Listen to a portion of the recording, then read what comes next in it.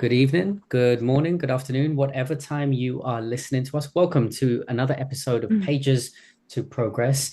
We have reached the 90th episode. I feel like it's quite an achievement. We've been going through a number of different books. If you ever want to check out some of the books that we've actually reviewed, you can click the link in the description or go to eastsidesta.org/ pages to progress, not to the number two, it's TO. Just look at the description. It's a lot easier than me describing it. And you'll be able to see all the other books that we've been going through. But today we are going through chapter 2 of Troubling the Water. If someone could hold it up for me, please, John or Dee or Annabelle. Thank you very much. This is the book that we're going through. All the information's in the description if you want to go and click it. And we would love to invite you on this journey as we share what we glean from these chapters, what makes us happy, unhappy, comfortable, uncomfortable, whatever it is. We just want to be able to hold space to see what we can learn and grow from as we reflect. I'm joined here by Dee, John, Jessica, and Annabelle, and we're so glad that you can tune in with us. So, chapter 2, Embrace Belonging. First story he describes of an experience where he first became a pastor, and within 5 months, I think it was 5 months, he ended up getting fired from his job. It turns out that the senior pastor was being inappropriate with a lot of uh, gentlemen, and then the author of the book, Ben McBride, uh, confronted the individual, the senior pastor, and as a result, he was fired. And there was a lot of ups and downs in between him trying to navigate the reality of this particular senior pastor was quite a prominent individual who had power and someone who could essentially steer his future career within the church and being a pastor. One of the things that I feel like echoes throughout this story is the tension that exists when we come into conflict. Most of the times, I ask the question, what am I going to do? But Ben McBride is, I feel like, repeating and teaching the question, who do I want to become? And I find that that is not the natural thing that I think of when it comes to conflict. I'm more likely to think of, if I do X, Y, and Z, this will happen to me. And later on, he talks about this notion. He gives the quote saying, maybe a different view is what would happen to them if you don't intervene. And that's something that we can talk about as we go into it. But for me, I felt like he was given a very pragmatic approach in this chapter towards how to be a part of the work of belonging. I feel like I have never gone through a process like that before. And I feel like I have jumped to the finish line where I sometimes jump straight into the activity rather than doing some of the preliminary work. And that is something that I definitely struggle with. There is work to do before we act. Let me stop there. Does anyone want to chime in? What are your thoughts? I thought it was very interesting because um, I, when he started to speak on the topic in chapter 2, I literally said out loud, "Whoa, where did this come from?" He took a very, almost superficial kind of and very global, if you will, discussion. I was feeling kind of frustrated just how generalized the discussion was from the introduction in chapter 1, and then just kind of hit you with, okay, we had this pastor, sexually inappropriate, et cetera, et cetera. One, I don't like to think about my pastors like that, right? And then, two, of course, yeah, that can happen, in any profession. And then the third one was I was struck by just, I even asked myself, in my brain, I was saying, God, how could you give him such a challenge at such a young age? Mm. Like what were you thinking? And it was this dialogue was just actively going. And I think he meant to do that. The author meant to do that, to kind of hit you very strong with some of these questions. It's interesting because I've had issues like that come up, as I went along in my profession. And, I've had the question, I've asked the question of, okay, well, it's always been being a physician for me is very much my identity. Um, I will always say I'm a mom, and probably the next thing you'll hear out of me, I'm Jamaican and I'm a physician. Um, and, there's this concept within the field of kind of standing up, being the leader, that sort of thing. But there's also the concept of mentorship, do one, teach one, and, and etc. So in my mind, I'm thinking, but he hasn't had a moment to even, access mentors. And that was that, to even like talk this out. And because that is a huge part Mm. of, what it means for at least for me, Mm. to lead a flock or to make these decisions. A huge part of that. Wait, where's my I need a mentor. I need Mm-hmm. discussion. I need to run this, not get permission, but I need to talk out loud. There's none of that here. Mm. Like, Lord, what were you thinking? Mm-hmm. And that's kind of where my brain went with it. Mm. Yeah, it was interesting that he is young. He's 24. He's only been in the job for 5 months. But apparently, someone he was working with saw him as a safe person to talk to, Mm. which I think is a godly thing and a good thing. But I do think that he struggled. And it's interesting because he did what most people do. And the first thing is to kind of jump to the conclusion that, it might not be true. It might Oh, be just I a was false shocked. I was allegation. shocked when he said that. And I became so I- judgmental.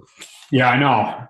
Um, and I didn't think about that, but you're right, Annabelle. He probably didn't have a whole cohort of mentors. But it's almost like the person that came to talk to him is just like, no, I'm not the only one. And he just kept sending person after person. Obviously, he's had time to process this. And at this point, he knows that it's the real deal. And then he confronts the pastor, which ultimately I think was the right thing to do. But I think the biggest thing with this story was um, his concern on how this will affect his position and his goals in life. And I liked how he wrapped it up with Dr. King again at the end with the Good Samaritan story, Mm. where the question, wasn't, what'll happen to me, which the implication was, that was kind of what the priest and the Levite were thinking.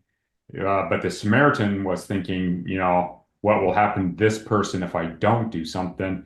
And it Right. definitely turns the tables. I'm not sure, well, I'm pretty sure he wasn't totally there because the next story, he's going into his second church Mm. and doesn't have a great outcome there either. So, Yeah. I guess this is kind of dialing back a bit. Yeah, you're right. He was talking very globally in chapter one, and now chapter two, he's dialing back a bit and giving us his story, which I'm assuming gets us to where he ends up doing what he's doing now, at least. But Mm. Jessica, D. Well, I guess okay, so just to focus a little bit about the young man, a young minister coming and talking to the author. about the senior pastor's behavior. I actually didn't see it when he asked whether if it was true or whatever, and he was asking all this question. I guess I saw it differently because for me, because I am in my work, in my line of work, there's so many of my staff come to me and they tell me all kinds of stories, okay? Right, right, And right. and before I do anything about it, I have to verify it. So I thought he did such a great job of asking questions and then listening, right? Mm, And then thinking about it, and then I think it was very natural for him to question like how is this going to affect me and my career, right? And just think about the mm, senior pastor in this huge church. That's a lot of power that this senior pastor is holding mm, versus this new young pastor coming in, just starting his career. And mm, I think it goes back to um, how he talked about that you always want to be able to listen, learn about the others' experiences and stories, right? Before you actually go and act. Because mm, because like you said, all of us tend to like jump into action, right? But if we don't have all those stories straight, we are left without actually a direction mm. to where to take this. And um, and I think that it's important to really learn about the other person's story. That's Mm. yeah. Yeah. Are you asking us to right now just talk about the entire book, or are you just going? Just this chapter, just this Okay. chapter. I mean, Yeah, yeah. I meant the entire chapter. Like, I mean, for Well, me, like reading this chapter, the first time I read it, I was like, oh, this is kind of disappointing because I don't know. I was kind of expecting, I don't know, I was expecting something like really like, wow, I think. But having read the second time, I was like, oh, okay. His focus in this chapter is, again, us becoming instead of doing. And in that becoming, he's laying out steps to that. Yeah. so can I quickly respond? Sorry, Jessica, I know you wanted to chime in. I just want to make one statement and say the work of true belonging is not wow. No, I no, I'm being honest because I I feel don't like know. sometimes I'm attracted to things that are somewhat stimulating or get some kind of big kind of traction, but the difficult work of actually learning to listen and hear and be a part of what the marginalized are facing, it's not a glamorous thing to do, and it requires you to step out your comfort zone. Oh Um, yeah, definitely. and at least that was something that I took Yeah. away. No, I think you're right because I think we're preconditioned to want to hear that story of Mm, success. And and and we see God as, oh God, if you bless me, you're going to help me to be successful in all that right. I do. And he's not successful. I mean, 5+ months into his first job, he gets fired and basically told that he'll get ruined. And I mean, later on, it turns around and he's justified because the senior pastor is found out basically. But then he goes right into his second job and for completely different reasons doesn't get fired but steps out. Mm-hmm. And so I think I think a lot of it's on us. And I think you're right. It's a process. The becoming is a process. It's not a very sexy process Mm, because it's a lot of blood and sweat and just hard work and a lot of time on your knees, mm-hmm. trying to figure out, what do you have planned for me, God? What is your Mm. will? What do I need to do? But you, I don't think we talk enough, and I appreciate the fact that he is talking about it. I don't think we talk enough about our failures and how our failures get us to where we are. Mm, The reality is, God is big enough that he can work through our failures just as much as our successes. In a lot of ways, our failures gets us to where he wants us to be to make mm, us a success. mm, And when was the last time you had someone get up front and talk about all their failures mm. and where they are now? I mean, you just don't hear it. You don't see it in the media. It's Right. just, Hmm. Yeah. Jessica? Uh, what stood out to me is that his first job he was fired because he stood up for this young black man and he reported it and confronted the pastor. Hmm. And on his second job, what it cost him his position was that he was to work for them, for the church. He started asking questions about like, hey, praying for these people is not enough. What are we doing for them? How can we like how? And they like, oh, pretty much in that meeting, that's what they told him. You're to work for the church. And what it actually like impressed me, or it's inspiring, is how he prioritized his integrity over comfort. You know what I mean? Mm-hmm. Like his values, he knew, like he talks about it, like knowing like this is wrong or this doesn't go with what I believe or the change I feel like I've been called to do. And he talks about his daughter being young, like being 1 year old, and like he said that the first job he lost, not just his job, his car. It's like you're not Mm, just losing a job that you want to do, you're losing material stuff, comfort, money, mm, positions to stick to what you believe. And later on, he talks about how he's been honored by the church, by the church people, how they turned his back on him. And that was impressive. It takes like a lot of courage to be like that. And that's one of the things that it actually like, because in my personal life, I have seen these situations happen with acquaintances, friends at other churches. And it was just like most of the time is stay quiet. Oh, let's figure it out. We're a family of God. And you know what I mean? So what he did to me was like, oh, this is new to me. I usually mm. hear stories where, let's keep it quiet or let's not do anything.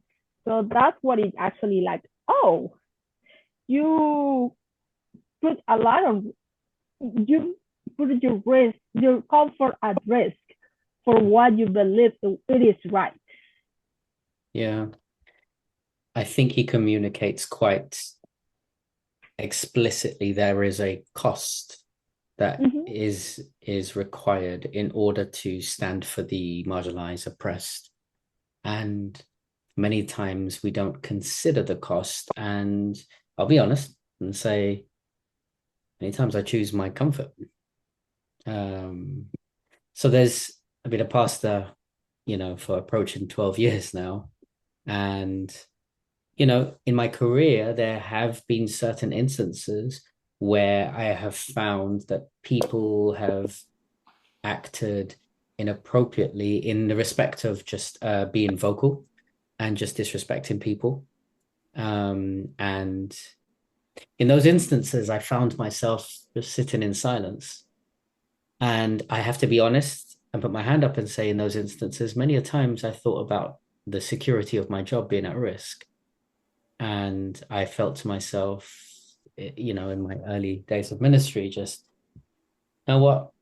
I need money to come in because I've got bills to pay and I've got things to do. And I don't think I'm called to be that John the Baptist life. But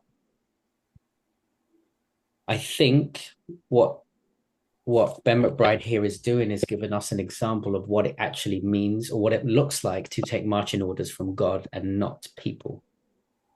That's a really, really difficult thing to do because, in my opinion, I feel like the older that the generations get, the more seated in comfort we become.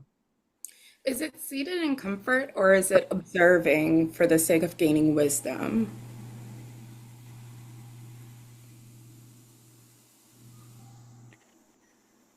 Maybe you're someone of more integrity than me.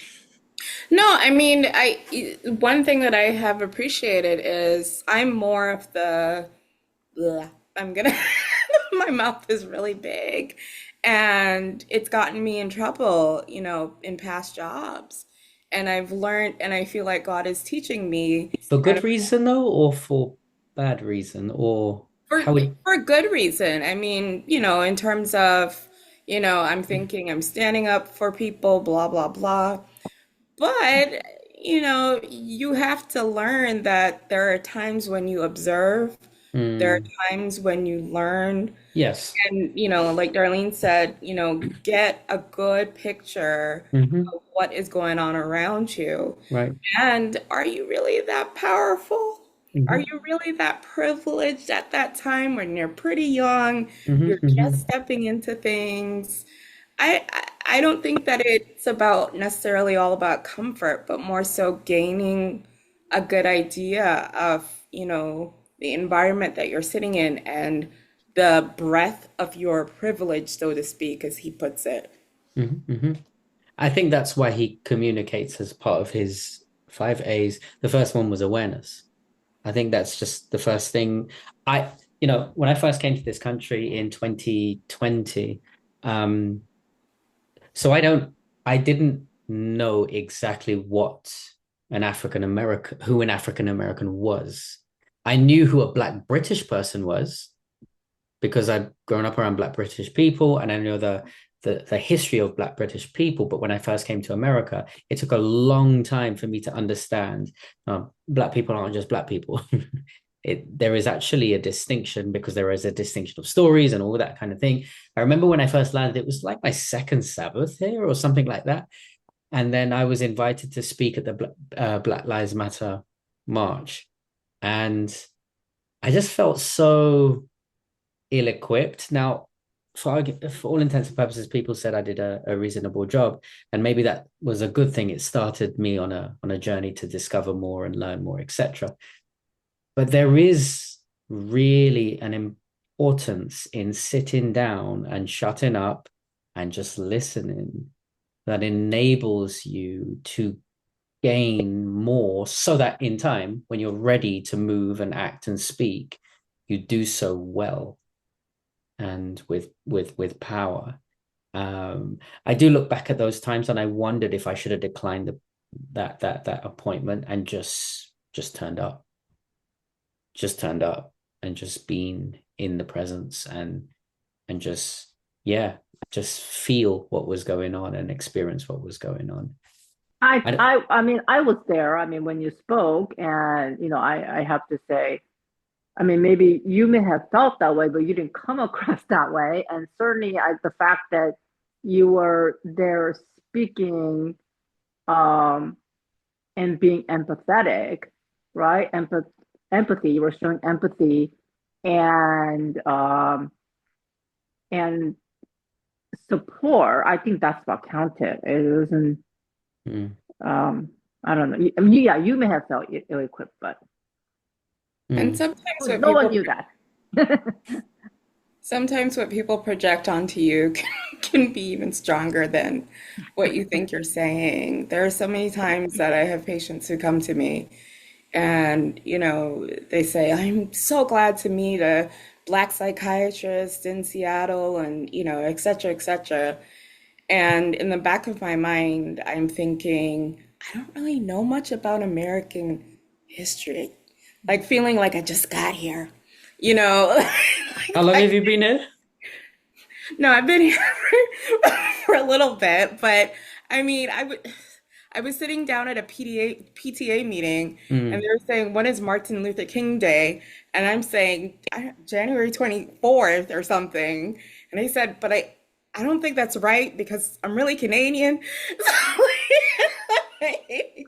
But what I'm saying is that, oftentimes what people project onto you mm, is more mm, so, more important to them than, the feel that you can give them. Yeah. mm, mm, I appreciate you just said that, Annabelle, actually. The reason I say that is because, you know, there are many, there is quite a distinction between like Black American and African American. and all that history that comes with, for the Black Americans here.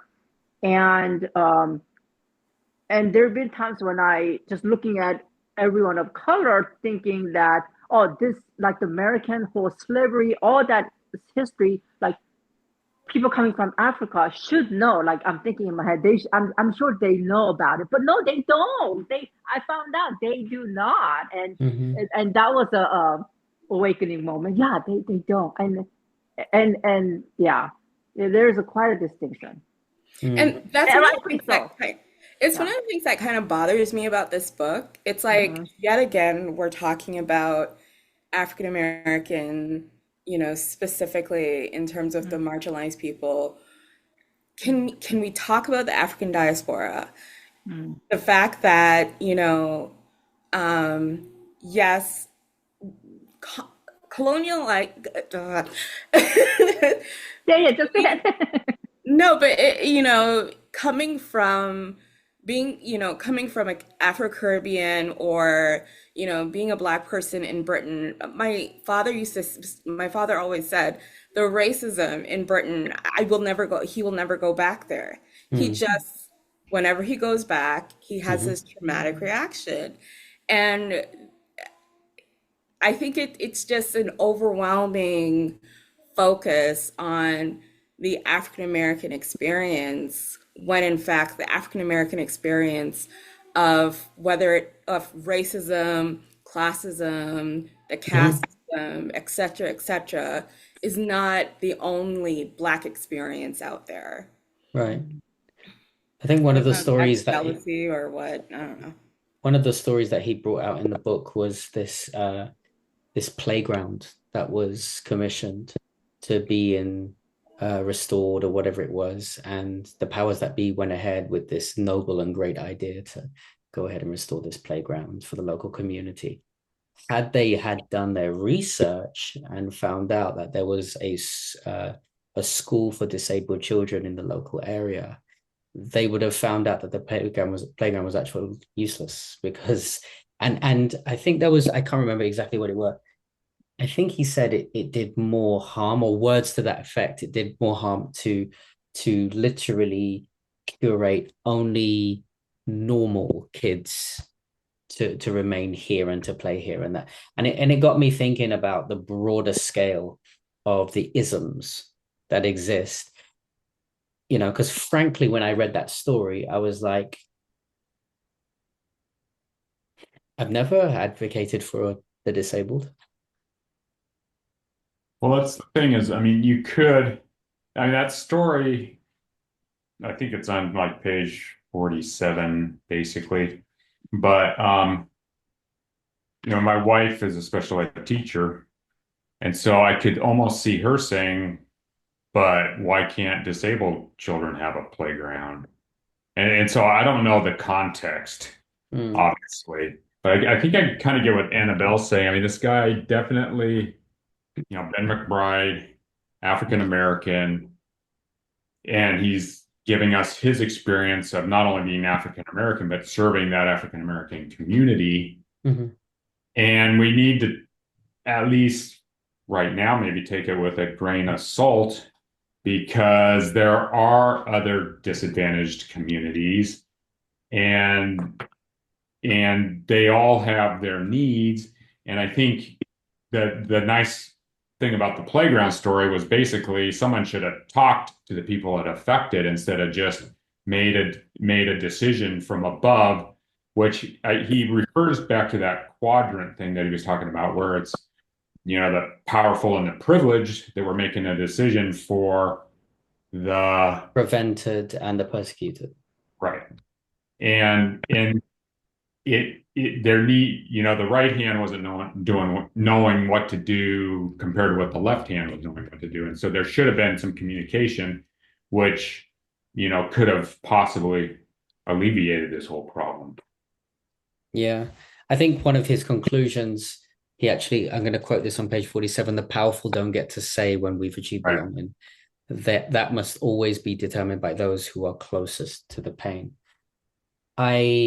His experience is the African American experience as an African American pastor slash activist slash whatever it is you want to call him now, and in predominantly African American communities so far in this story at least.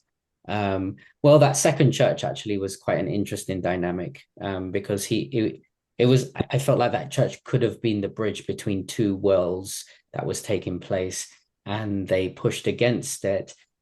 And in some respects, I do understand. I don't condone it. I do understand why we want to keep our spaces. So I grew up in in rough South London. South London is known for being quite rough. A lot of crime, a lot of this, a lot of that. Um, I now live in American suburbia, and life is good and calm and relaxed. You know, it was really funny when Sandra used to live, my wife used to live in Bellevue. Sometimes I would go around and then we would go for walks around the neighborhood at 11:30 p.m.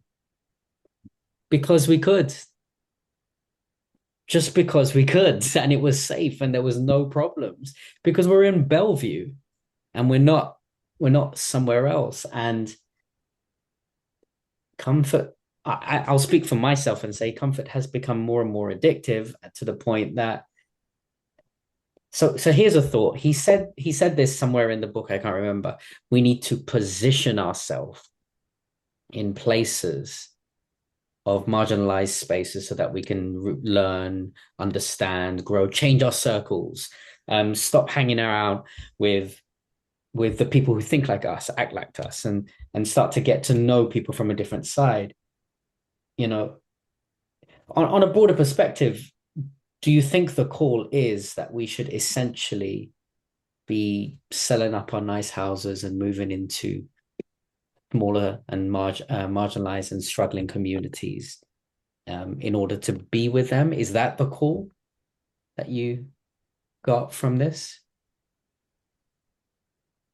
I I depends on the person, depends on, I mean, if that is what you choose to do, yes, absolutely go ahead and do it. But I think there are many different ways to, put yourself in the other's space, Mm-hmm. um, learn their stories, learn from their experiences. I mean, Mm, again, I think me being a nurse and working in a nursing home setting, and because many of our caregivers do come from African countries, and I, I certainly, definitely, I've gotten to know their stories much more than I would have had I been working somewhere else, right? right. I mean, it gave me a whole big space to learn from them. And not only the African Americans, but people from other countries who come to America as immigrants and they're Mm, struggling, to not only to support themselves, but to actually to support the families back in their own countries, right? These mm, people are working like two jobs, two full-time jobs, mm, you know? And it's it's it's it's humbling to hear their stories and get to know them personally, because then you get to understand why they do the things the way they do, or say mm, the things the way they do, because certain things, because we just, it's obviously the cultural differences, but they're also the differences that come from the fact that they just have to survive, mm, you know? And I feel like, with our um, African Americans, Black Americans whose history is slavery, right? I mean, to me, in my mind, like slavery is probably like the worst, um, just crime, just evilness that has ever happened here in on Earth, and because just slavery is where, and genocide and all of that kind of stuff, or even just, it's just you put zero value on this person, right? As a human being, and you only see this person, this human being, as a thing that you can just do whatever that you want to do with them. I mean, there's no value. You don't put value on this person. You don't even see this human being as a person, you know? And that is such an evil thing that even though I have heard people even among African Black Americans, like, why are we still talking about this? And I think that, you know, I think I kind of understand why they're asking that question, because it's something that they've grew up with, I'm sure, and I'm sure they among themselves in their homes, in their like communities that must have talked often about. But for us, like somebody like me who is not part of that culture, that community, I have a desire to like listen, and I want to learn about these stories, because I think that they need to be told, they need to be shared, and we didn't get enough in our school textbooks, because every country, right? They hide, they don't tell the truth, they don't really teach you about all the things that they have done through. They don't teach it through textbooks. They really don't. So what we get in our school is just a minimum, really glossed over. And so, like for me personally, I want to learn. I want to hear more about it, and I want to be able to like advocate. And I do advocate, honestly. I do advocate in ways that, like at workplace, I like my number one goal, in my position is to advocate for the staff. That's my number one goal, to support them, right? Because even in workplace, there's so much power struggle. I mean, really, it's just world. It's about just power, the haves and the nots, and it's just and to, like he's saying, to able to advocate for someone that who is marginalized workspace. It's not easy, but I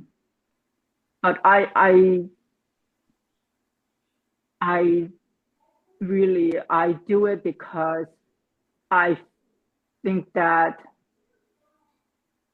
I mean, it's my job, and I need to be able to support and protect these people. Someone's got to do it. I mean, otherwise, I wonder if I do wonder. So I don't see myself moving to some, I don't, to a new location just to be uncomfortable. But I do see myself learning someone else's story and, getting to know someone more intimately that whom I don't know, whose story I don't know. And every single person has that type of story. When I was working in the ER, I worked in the South, did my residency in the South. And, I would see guys come in with a swastika tattoo on and that sort of thing. And it's very interesting because they too have their own story. And we formed connections by me getting to know, what was your childhood like? Who do you have here with you? Oh, your mom. Hi, mom. Like, and getting to know them on a more intimate level. Yes, I see the swastika, I see the bias, I see the bigotry there. But at the same time, labeling them as human by me reaching out and saying, you are human, I see you as human, much like the quote he said, I see you as human. They often were able to see me as human and me as the person who is going to protect and take care of them. Would I feel like that in every situation? No, absolutely. But, we all have these types of stories Darlene, Mm, I know, you might have these types of stories, maybe as a woman, for example. One thing that I truly am going to try my best to volunteer more in is violence against women. mm, Do I see myself giving, counseling to women who have been battered? No, I don't want to do that. But, maybe I can serve in a different way, in a mm, different ministry. So I think that it depends on what God is calling you to do at the end of the day. Yeah, I think the that's the key is what is God calling you to do and having an ear to that. And I think with him, this second job became kind of a turning point for him on page 40. They're talking about all the violence and all the death, and how in the church service, in the middle of the worship service, mm, a very well-meaning person said, let's just stretch our hands towards the east and let's pray that God stops the violence. And so everyone stretches their hands towards the east, and then they go back to the music and the worship service, mm. and he's just like, wait a minute, we didn't do anything. And ultimately, I think God expects us to do something.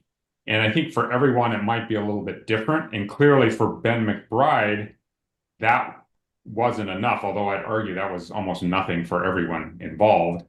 But at that point, it sounds like the God was speaking to him, and he realized, and it's in italics at the bottom, there has to be something more that God is asking me to do beyond just stretching my hands toward East Oakland.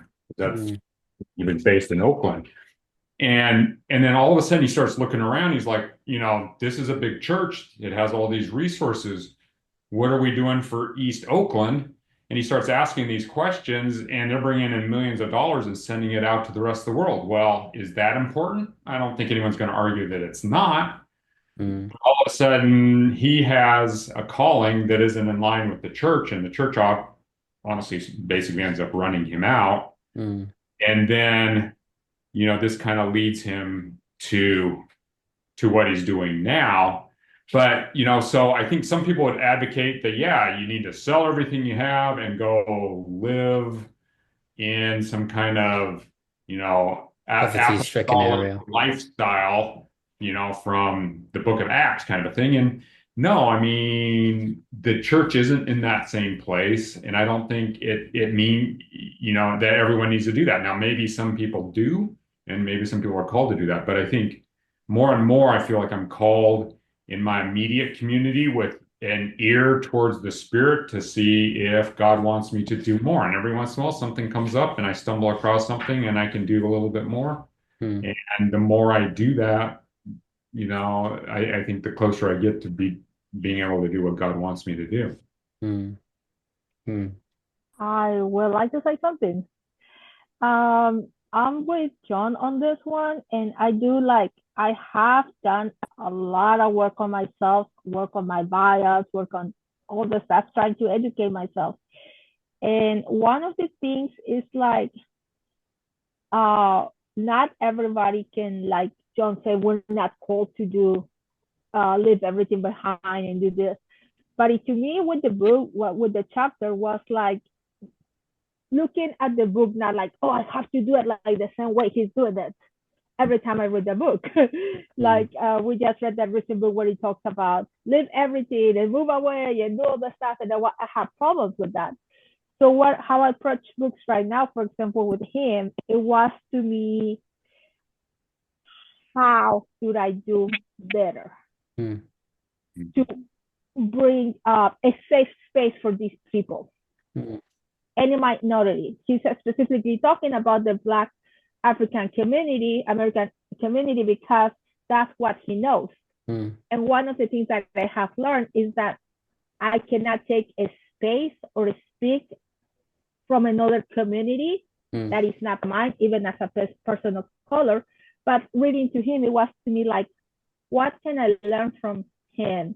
What mm, can I do for me to move forward to action?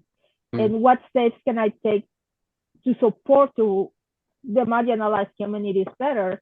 mhm, And he also talks about his own biases about women when he was ready, he walked out, actually out of the church when he found out a woman was preaching. That And sounded like also, a very Adventist story, to be honest. and also he talks about another thing that he got me. It's about being compassionate leadership when he's meeting with this guy about what they're gonna do with the Black community, and he straight up say, "Hey, you know what? I need to tell you. I'm gay and I'm HIV positive." The way he says he reached out to him, hold his hand, and say, "I got you." I was like, "Oh, you don't usually see that coming from a Christian," and it's like it kind of gets me like that's the kind of love or support that I hope I show on my own life to other people. So that's what I got from this chapter. And that's 10 years later. So you can see how he has progressed. I mean, it's not flat out stated, but I would wonder what his response to that same man would be, you know, in his original job, looking at the big, powerful preacher. Right. And now he's been knocked down from that. He has been run out of the church, just trying to reach out to the community. And all of a sudden, he's open to someone coming and talking to him. And he's, in my opinion, a much better person as a result. And God is much more able to work with him in that time in his life. Okay, folks, we kind of need to wrap up, but you know, if you want to add a few thoughts, you can. Maybe I'm going to share this. I think chapter 2 was Ben McBride's presentation of what I think is a slow and patient strategic development of what the work looks like. And he presents a very systematic way of going through things. I can just list them. Starts off with awareness, and then accountability, and then he moves to articulation, advocacy, and then finally activation.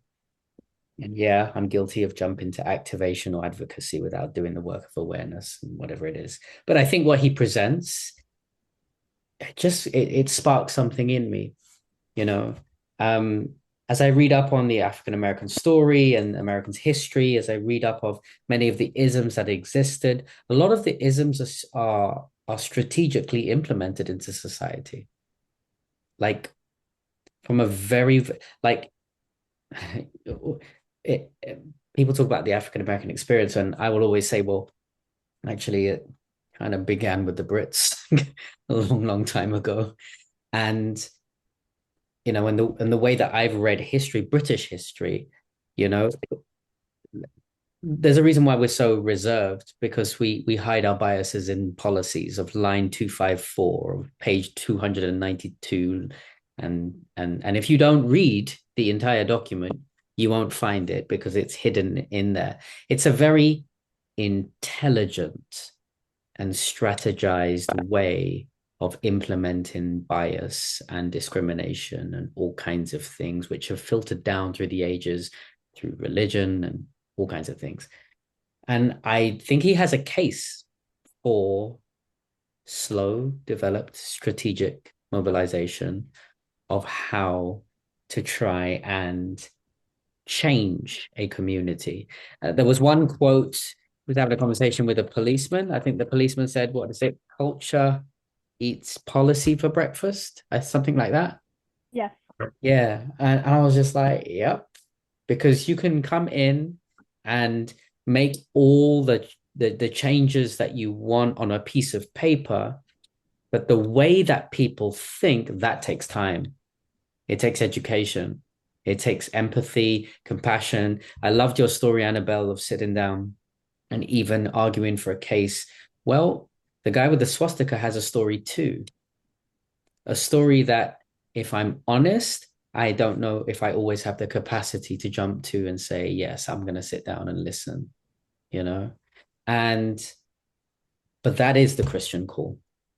The Christian call is to step into the uncomfortable and to see someone for who they are and what their story is, And instead of trying to be defensive, or just stop and learn and listen before we jump into some kind of religious or righteous path of, I'm going to fight, I'm going to do this, etc. Because in many instances, we have examples where Jesus bided his time and waited until he was ready to speak or do or act.